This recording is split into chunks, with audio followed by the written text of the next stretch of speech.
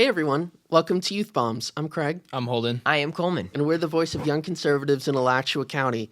Today looking at the question, are Republicans socialists? I say no. Holden, what say you? I mean, it's obvious that the answer is, it's not my opinion that they are. It's a fact that they are. Okay, well, let's get into the context. So this tweet got a lot of attention by you, Mr. Holden. Republicans are socialists too. Let's not get this confused. If you're voting for real Donald Trump, you're voting for a socialist. Your vote is an illusion. You don't realize what you are being duped into doing. You are voting for a pro-government candidate. That is the premise here. Yeah, I mean, everything I said was true. He supports corporate welfare. Mm-hmm. He supports $1 trillion+ spending bills even before COVID. He tells CEOs what they can and can't do. He calls them up and tells them what they can and can't do. He supports protectionist policies, supports the minimum wage law. I mean, he's talking about a 200% tariff on imported cars. He supports price controls, which is another form of a socialist policy. It wants to cap credit card interest rates at 10%.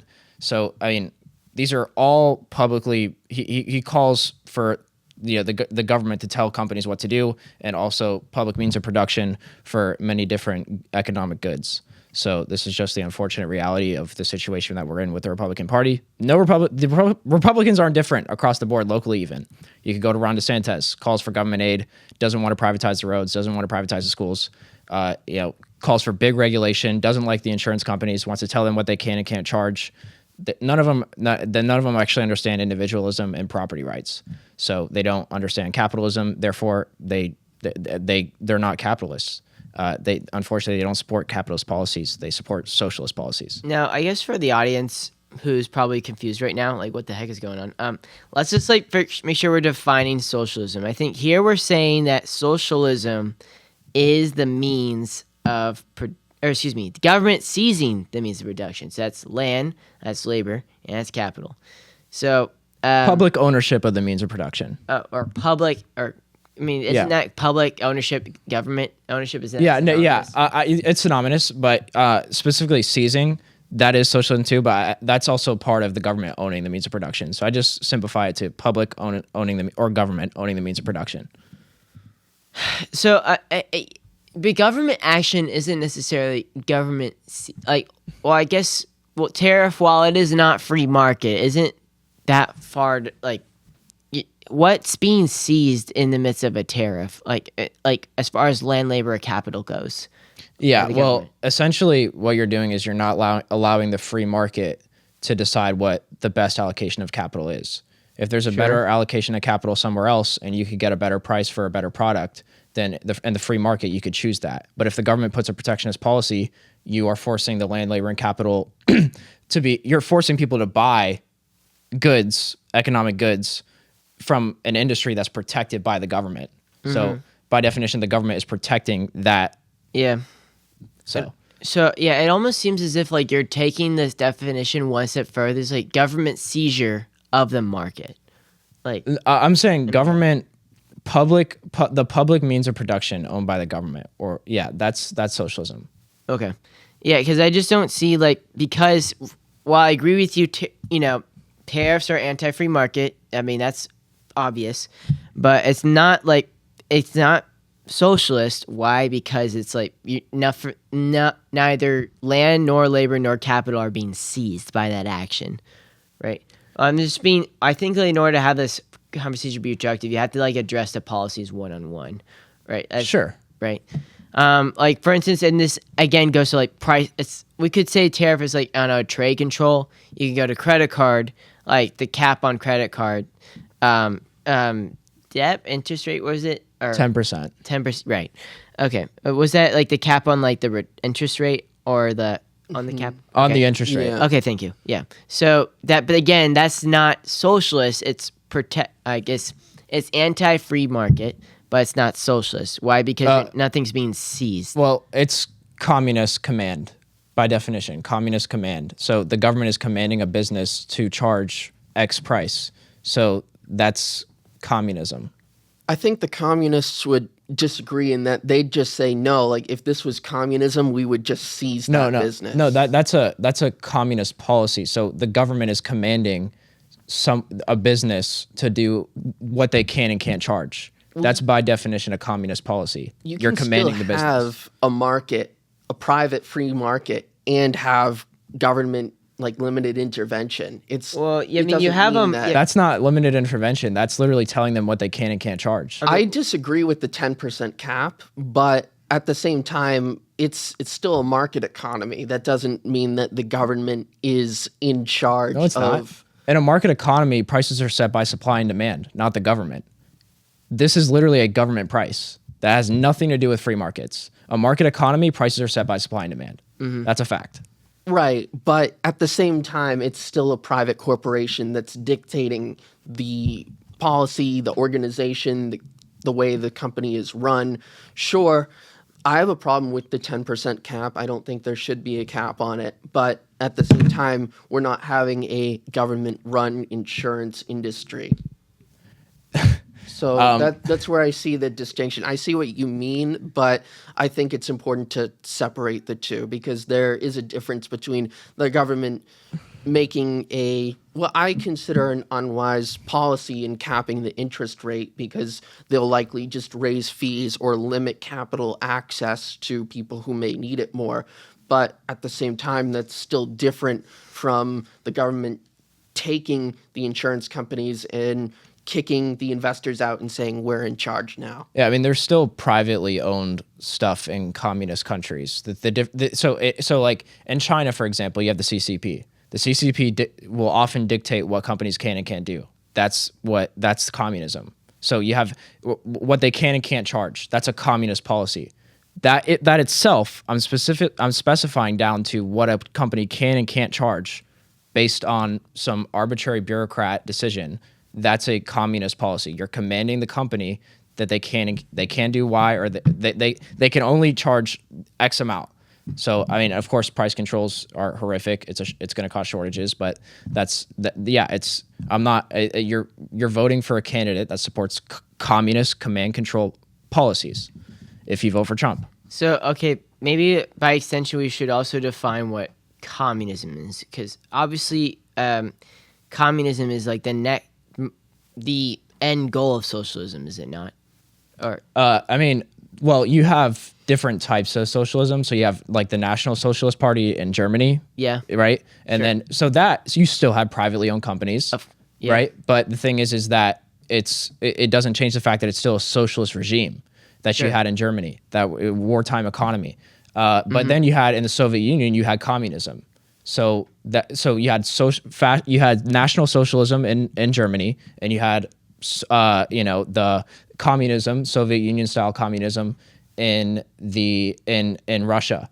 So I mean, there's different types of it, but all of it is fundamentally just collectivism. So I guess just again for the audience, like what's the distinction between like socialism or a socialist government and then like a communist government? Well, communism is a form of socialism. It's a form, okay. So I'd say that's the biggest distinction to be. I'd say communism is just a form of enforcing socialism. Okay, so like what additional qualifier needs to be added to socialism to make it communism?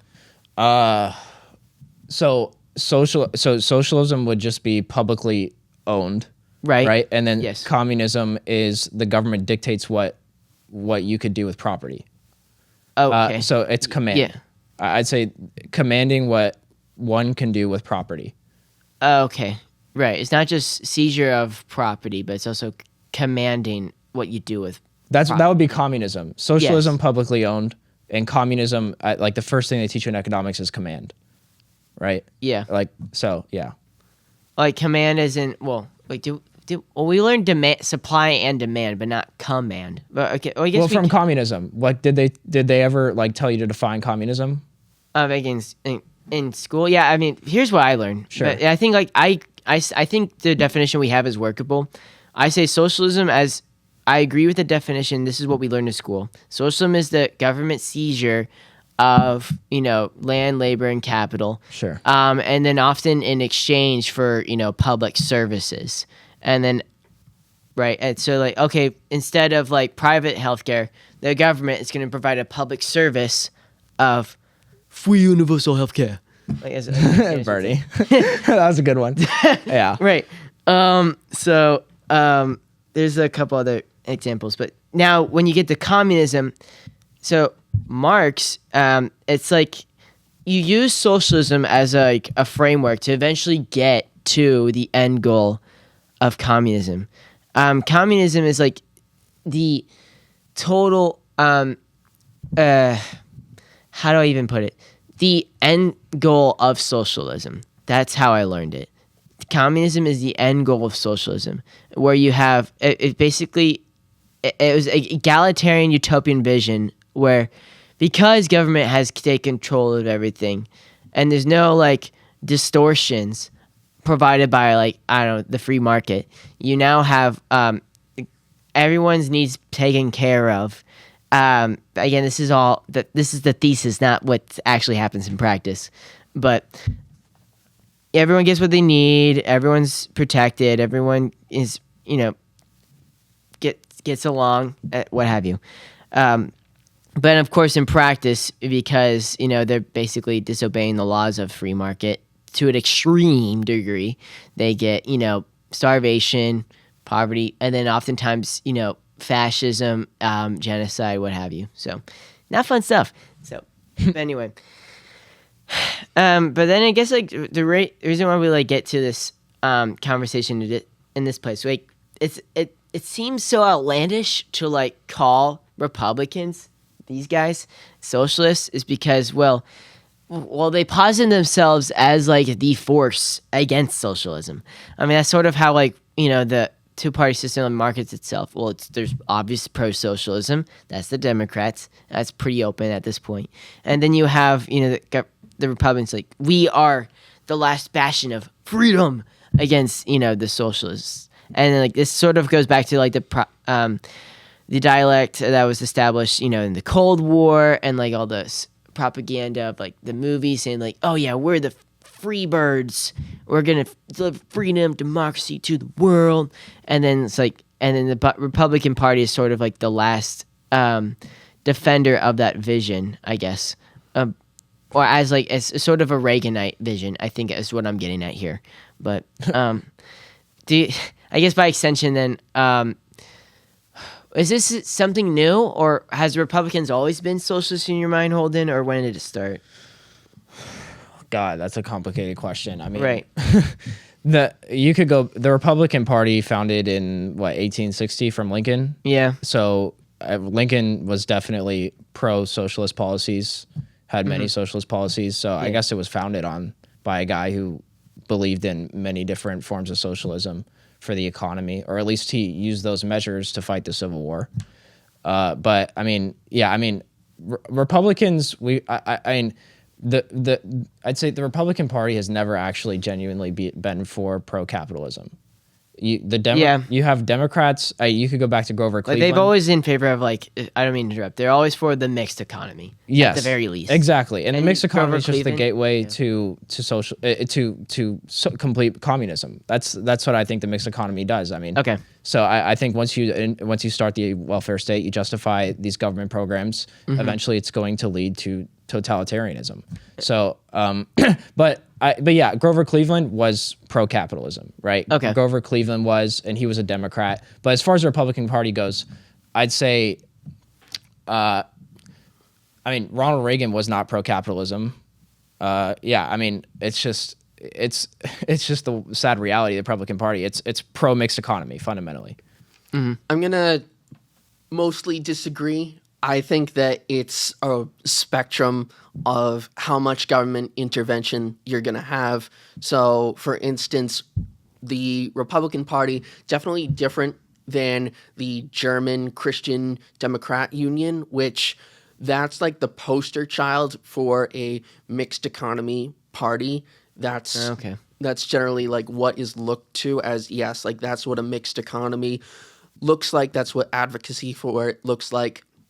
Sure, Republicans aren't 100% like no regulation, no tax, but at the same time, Republicans believe in the right to fish and hunt here in Florida. Republicans don't want to seize your assets. Republicans don't want to make the top 100 companies public entities. Republicans believe in privatizing more entities. Republicans don't believe in, nationalizing various resources. It's more privatization and what can the free market economy generally do. Yes, there is a place for government, but that doesn't mean that just because the government is involved that it's a socialist state. I definitely gotta just say a lot of wrong things there. The Republican Party, they're for the antitrust laws. They literally, Donald Trump is for corporate welfare, for the I mean, it's just a lot of things. He wants to break up. Google the other day, he wants to file a lawsuit for Google because apparently they're not pro-Trump enough. So he wants to file a lawsuit because Google can't post on their own, company whatever they want to do on their own thing. Like that's just completely. That has nothing to do with capitalism. The Republican Party has very little to do with capitalism today. They're pro fiat money, pro price controls. It's just so far off from what true capitalism looks like. Both of them are fundamentally for the mixed economy. I could argue Democrats are even less for socialism than the Republicans. I just heard Barack Obama the other day said we need to cut regulations in the housing industry. This is going to make it more affordable. This is going to drive the cost down of houses. Yeah, true. Finally, God. I mean, like I guess Democrats. I mean, Republicans have blown up the government spending even more than Democrats.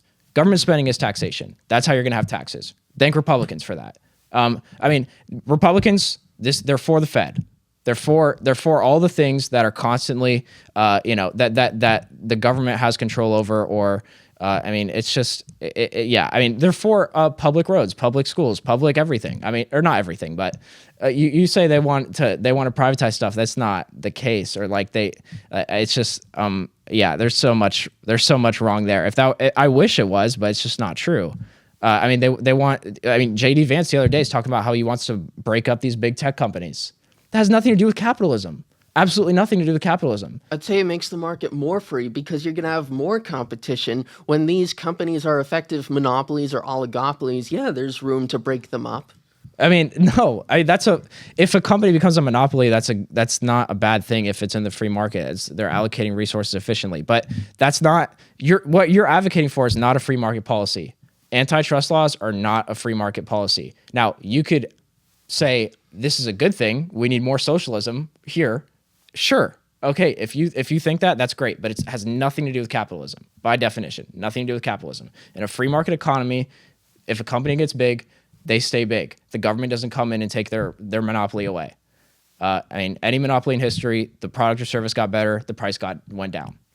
I wouldn't say any monopoly. I mean, you think like every single monopoly has benefited. Name one that didn't. Working in the advertising industry, things are getting worse with Google in that they are able to, with their market share, continue to increase the price of advertising for folks while decreasing the amount of targeting options. So that's an area where, look, the product is getting worse, but they're charging you more. Yeah, I mean,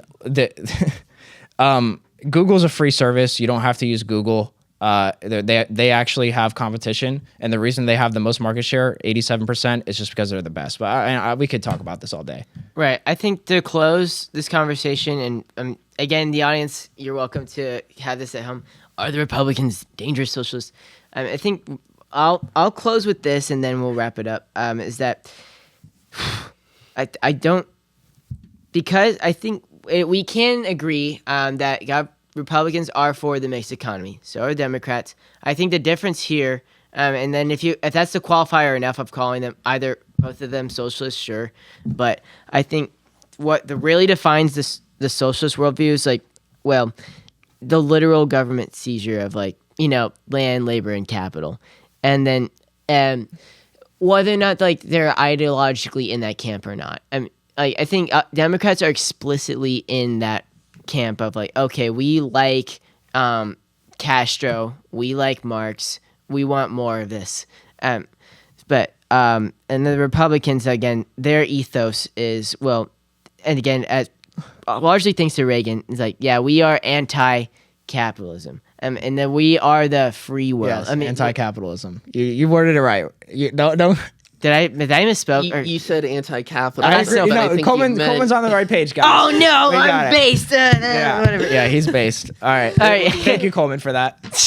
Anti-communist is what I meant to say. He literally funded a communist candidate. I'm not even joking. Ronald Reagan did that. Did he? Yes, he funded a pro-communist candidate's political campaign. Who? Is some guy, I think it was in Nicaragua. Okay. But he did. You could look it up. Fact check me if you don't believe me. I promise this happened. He's for. I mean, it's. I know I sound like some foreign dude, but go ahead. All right. Well, anyway, I would just say, like, take away. So what you should take away of this conversation, not so much like the name calling or what have you. It's just like, I think that advocating for free market is beneficial. We should continue to do that. But again, like the theme of like the segments we've been having recently, it's a matter of like, how do you like change the public sentiment on this matter? Like, because largely, the reason why the Republicans are advocating for the free market is because people want it. They want the mixed economy. They want their services, etc. So it's a tricky conversation for sure. But we're glad we can host it for you though. So Yeah. If you like what you see here at Youth Bumps, please like, subscribe, share the video, follow us on YouTube and Rumble. Craig, what's your contact? Yeah. Feel free to reach out to us at youthbombs@alatrarepublicans.com. Thanks everyone so much for watching. We really appreciate it. All right, see you. Bye.